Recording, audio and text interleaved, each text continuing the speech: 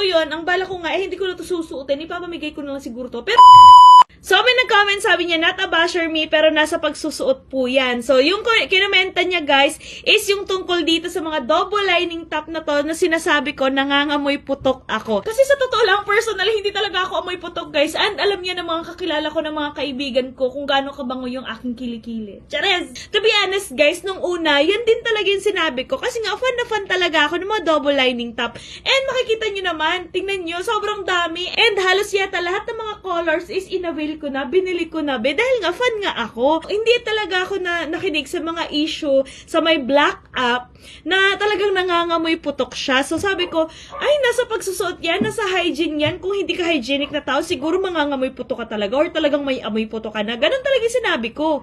Not until na ako na yung nakaranas ng ganun. Actually guys, eto mga double lining top na to, hindi naman lahat nangangamoy. Yung iba lang talaga, meron dito yung color blue, yung color yellow green, meron din dito yung parang color. Itong pink din yata, nangangamoy talaga siya guys. As in, nangangamoy putok siya. No joke, nangangamoy talaga siya. Nag-deodorant ka na and all, talagang nangangamoy putok siya. And hindi siya basta sa tao lang or sa pagsusuot lang. Siguro dahil sa tela niya. And marami din ako nababasa dun sa comment section tungkol sa last post ko about sa mga double lining na to, na talagang nangangamoy din daw yung kanilang mga kilikili dahil dito sa double lining top na to.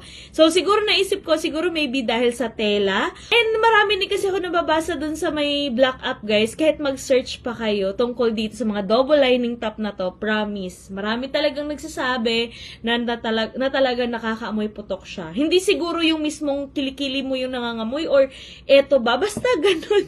Ganun, hindi ko ma-explain yung amoy niya. So yun, ang bala ko nga, hindi ko na to susuotin, ipapamigay ko na lang siguro to. Pero yung iba naman dito, siguro, ang nasubukan ko pa lang kasi na talagang nangamoy putok ako is etong yellow green, etong blue, tsaka etong color pink, and etong color green. Eto. Actually, ilang beses ko lang talaga to nasuot, and then after ng ilang beses, nangangamoy na siya. And hindi naman lahat to nangangamoy kasi nga, hindi naman to iisang shop lang yung pinagbilhan ko. Iba-ibang shop yung binilhan ko neto, guys. And siguro, yung ibang shop, medyo poor yung quality ng tela and yung iba medyo okay naman. Then may nagsabi sa akin na okay daw yung Mera top ba yun? Hindi ko pa kasi alam kung ano yun. Isi-search ko pa siya. Pero yun, may mga nag-recommend na maganda daw yung brand na yun. So sana talaga maganda dahil bibili ako ng marami. Ganito karami. Tingnan nyo. Kompleto talaga ako ng mga colors guys. May white, may black, may red, may green, may purple, may brown. Actually marami pa nga ako mga naibigay na din sa mga pinsan ko guys. And ayun. And guys, ang bala ko nga dito, ipapamigay ko na lang to. Sino may gusto? Sige, mag-comment lang kayo. Go! Oops, wag nyo na muna skip itong video na to mga mare dahil meron na naman ulit tayong pa-Gcash na 1,000 pesos sa mga magre-register at magka-cash in lang ng 100 pesos. Pero bago yon, tuturuan ko muna kayo kung paano manalo at maglaro dito sa may PH Ferry. So dito sa PH Ferry guys, eto nga palang super ace yung akin nilalaro dahil mas madali lang talaga yung pera dito. Pero guys, ipapaalala ko lang po sa inyo, bawal po ito sa mga bata at para lang po ito sa may mga extrang pera lang. Anyways, maglalaro na tayo, tataya lang tayo dito ng 500 pesos. And titingnan natin kung mananalo tayo ngayon. Let's go! Ay! 1,500! Be! 1,500 agad! Oh my God! Ang dali! Ay! 7,800! Ang bilis! OM! 1,800! Hala, grabe!